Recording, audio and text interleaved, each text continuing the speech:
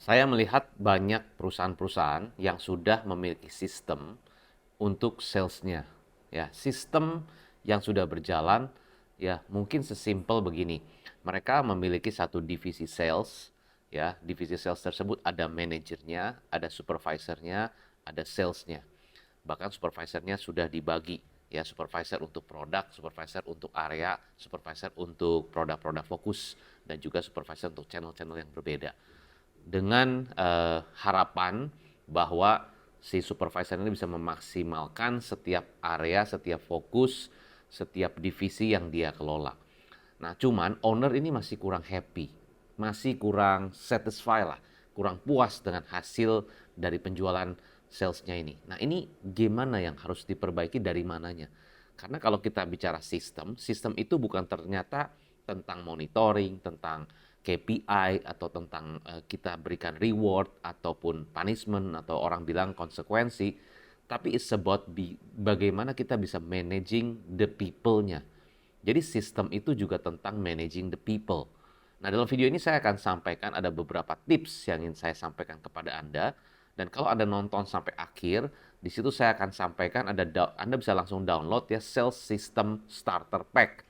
Nah, di situ saya berikan template-nya, downloadable untuk tools-nya, framework-nya, dan bahkan material-material yang saya lakukan langsung kepada klien-klien saya, khususnya untuk bisa meningkatkan produktivitas dari sales. Yang pertama yang harus kita perhatikan bahwa sistem itu adalah menyangkut semuanya. Jadi kalau kita bicara tentang sistem, itu sangat-sangat luas. Nah, sistem itu singkatan sebetulnya save yourself time, energy, and money. Jadi segala sesuatu yang bisa menghemat, bisa membuat saya produktif secara waktu, energi, money saya, itu adalah sistem. Jadi bisa jadi sistem itu adalah orang-orang yang tepat. Nah, biasanya yang terjadi adalah orang merekrut salesman, sales manager, sales supervisor hanya berdasarkan misalnya pengalamannya, atau mungkin industri yang sama, atau juga mungkin karena bisa komunikasi skill yang bagus. Tapi kalau menurut saya bukan hanya itu, tapi kita pastikan apa yang menjadi personal motivation, personal drive-nya dia gabung ke perusahaan kita. Apakah hanya tentang uang? Apakah hanya tentang mengisi kekosongan posisinya, misalnya sebagai sales manager, atau mereka lihat, oh saya bisa melihat bisa kontribusi ya lebih besar di perusahaan tersebut. Dari sisi apa kontribusinya? Kalau misalnya Anda lihat sebagai sales manager, Anda lihat ternyata yang Anda bisa kontribusikan ternyata bagaimana mengubah karakter-karakter dari leader-leader yang ada di perusahaan. Nah, dengan ubah karakternya, berarti ubah habitnya, setelah ubah habitnya, baru ubah cara berpikirnya, baru ubah skillnya. Nah, kalau begitu, itu salah satu yang poin plus. Jadi bisa jadi langkah pertama untuk mengubah sistem di perusahaan Anda untuk khusus salesnya adalah dengan ubah cara rekrutnya, cara rekrut sales manajernya, cara rekrut leadernya. Mungkin screening sistemnya juga masih diubah. Tidak cuma rekrut dengan, oke, kamu sudah pengalaman. Iya, kamu sudah pernah di industri ini. Iya, lalu kamu juga sudah pernah menangani kasus ini. Iya, bukan hanya itu, tapi kita lebih dalam lagi. Apa yang membuat kamu mau melamar ke perusahaan ini? Apa yang kamu lihat di perusahaan ini yang bukan hanya tentang finansial? Nah, coba kita mau tahu jawabannya seperti apa. Hati-hati kalau rekrutmen secara online. Karena sekarang bisa langsung nyontek ChatGPT. Ya, jadi pada saat Anda tanya, atau mungkin mereka mempersiapkan dulu, hafalin tuh skripnya. Ya, hati-hati zaman sekarang itu banyak orang bisa nyontek. Jadi kalau saran saya, lebih baik langsung face to face, jangan online, ya langsung ketemu langsung dengan orangnya. Jadi kita bisa lihat mimiknya, bisa lihat gesturnya, bisa lihat apa yang dia sampaikan itu. Bahkan kita bisa lihat eye contact matanya. Lihat mata langsung. Hati-hati orang bisa bohong juga tuh. Ya. Nah, itu yang harus dipentingkan. Yang pertama, berarti sistem rekrutmen Anda yang harus beres. Harus diperbaiki, harus diimprove. Satu. Kedua, kalau kita lihat kenapa salesnya tadi bisa kurang maksimal, ya kurang kayak kapasitasnya seharusnya bisa lebih besar, tapi enggak. Kedua, bisa jadi ya bukan sistem monitoring, bukan sistem training, bukan, tetapi masing-masing dari salesnya ini mungkin mereka masih belum clear ya apa yang jadi apa yang jadi prioritas utama pada saat mereka kerja. Jadi kalau kita orang sales, ya kita bicara sales yang sukses, bukan sales biasa-biasa. Anda mau sukses kan? Anda mau punya tim sales yang sukses kan? Yang istilahnya cara berpikirnya, mindset-nya, cara kerjanya itu kan memang orang-orang yang sudah top level dengan attitude yang baik. Berarti kalau mereka adalah orang sales yang betul-betul strategik, berarti mereka punya planning, berarti mereka punya strategi. Hari ini saya kemana. Ada mungkin strateginya. Tapi pertanyaannya adalah, apakah mereka mengerjakan itu hanya sebatas job atau untuk karena bekerja, karena mereka bekerja untuk Anda sendiri, atau karena mereka ownership terhadap pekerjaannya, itu lain. Kalau mereka bekerja just a job, ya mereka hanya kerja ya ikutin aturan, ikutin apa yang perusahaan berikan. Itu pun kalau mereka nurut, ada beberapa yang nggak nurut.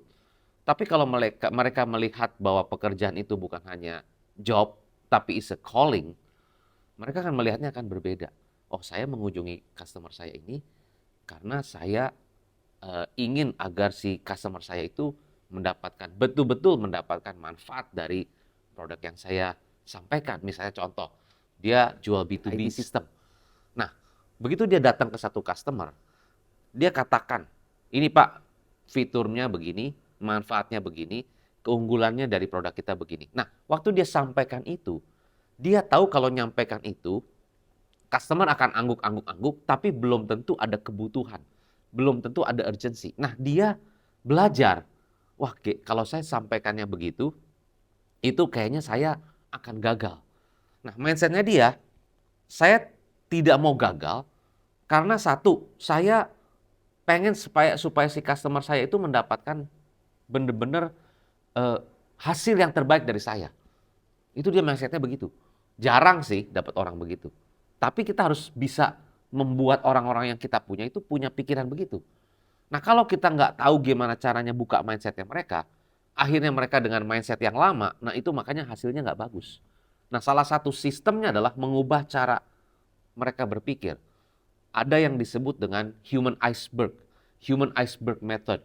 Jadi apa yang kita lihat di atas, resultnya, actionnya, behaviornya, perilakunya, itu karena mereka punya gunung es di bawah yang harus diberesin. Value-nya, belief-nya, knowledge-nya, wawasannya, bahkan gambar dirinya mereka. Saya sebagai salesman atau sebagai sales entrepreneur, nah itu udah beda mindsetnya. Jadi tadi, kalau saya jual IT system ke satu customer saya, kalau mindsetnya adalah sales entrepreneur, dia akan bilang ini, Pak, menurut Bapak, seberapa penting sistem, IT system untuk di bisnis Bapak, atau di kondisi Bapak saat ini, seberapa penting? Dia ubah itu jadi pertanyaan. Ya, fiturnya itu ubah jadi pertanyaan. Fitur begini, atau ada kelebihan begini, ya, ada menu-menu seperti ini, ataupun ada beberapa poinnya, dia akan bertanya begini, Pak, menurut Bapak, sistem itu kalau ada menu begini, ada fitur-fitur begini, gunanya untuk Bapak apa? Oh, jadi customer merasa bahwa saya itu perlu nggak sistem itu? Saya tuh butuh nggak sistem yang ada menu begini, ada fitur-fitur begini, butuh apa enggak? Jadi kita balikin ke dia. Nah itu kalau salesnya punya mindsetnya entrepreneur. Karena kan kalau entrepreneur bilang gini, kalau saya beli sesuatu, untungnya buat saya apa? Ya, profitnya buat saya apa? Cuannya buat saya apa? Nah, kalau saya beli sesuatu tapi nggak ada cuannya, kira-kira mau beli nggak? Nah, itu.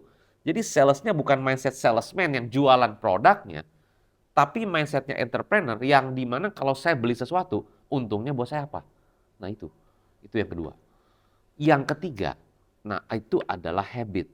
Habit apa yang mereka lakukan setiap hari yang jadi satu kebiasaan. Waktu saya jadi karyawan dan saya bekerja sebagai asisten manajer bos saya, waktu dia cerita sama pelanggan, cerita sama bos besar, ngobrol sama orang-orang luar gitu kan, saya perhatikan, saya observe, saya catat beberapa poin. Akhirnya tuh menyerap.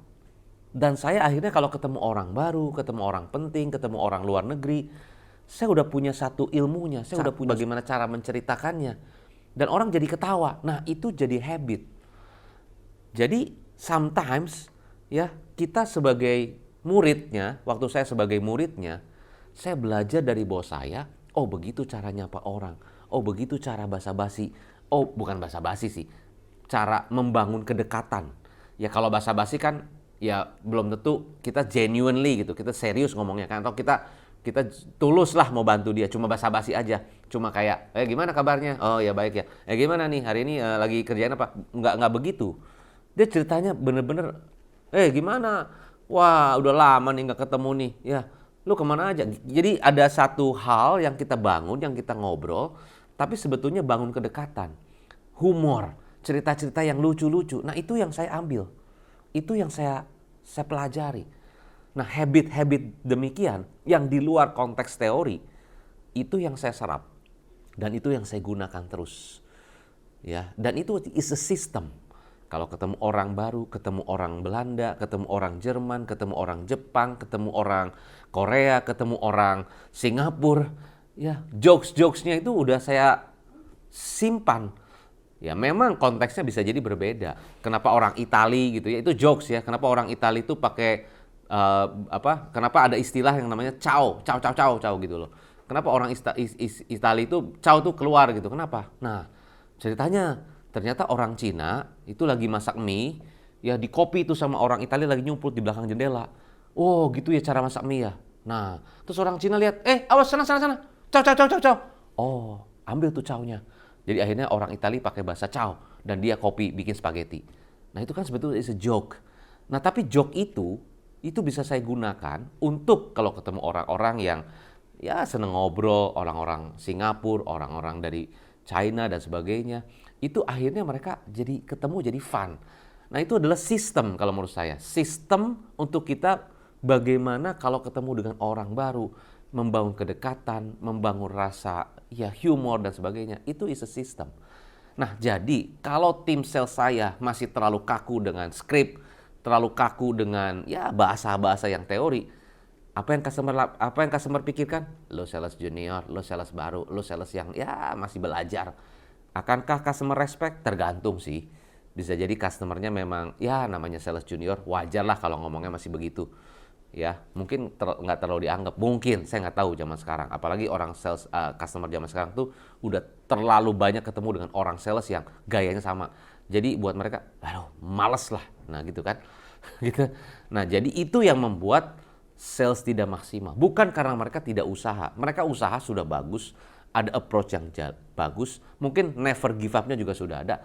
Tapi customer sudah terlalu bosen, sudah terlalu banyak orang sales dengan gaya begitu. Nah saya percaya sukses itu tentang uniqueness. Sukses itu tentang sesuatu yang out of the box. Kalau Anda di kotaknya Anda, kapan bisa keluar dari kotak? Kapan Anda bisa sukses? Jadi kalau menurut saya satu, sukses is about keluar dari zona nyaman, keluar dari kotak, bahkan Anda bikin bullet kalau perlu, bikin uniqueness. Nah mungkin di situ customer akan lihat, beda ya. Nah kira-kira gitu. Ya, oke. So, Anda bisa download Sales System Starter Pack ya untuk Anda bisa dapatkan template-nya, framework-nya, materinya dan semuanya. Itu semua sudah saya rangkumkan di dalam digital produk saya. Kalau Anda punya masalah dengan sales Anda, entah salesnya turun, salesnya kurang maksimal, kapasitasnya kurang terbuka, atau mungkin Anda rasa people-nya atau manajernya kurang produktif dan sebagainya, ya, Anda bisa punya opsi untuk kontak tim saya untuk kita bisa sama-sama cari solusi yang terbaik untuk kemajuan bisnis Anda. So, saya Hendra Hilman, sukses selalu, salam pengusaha.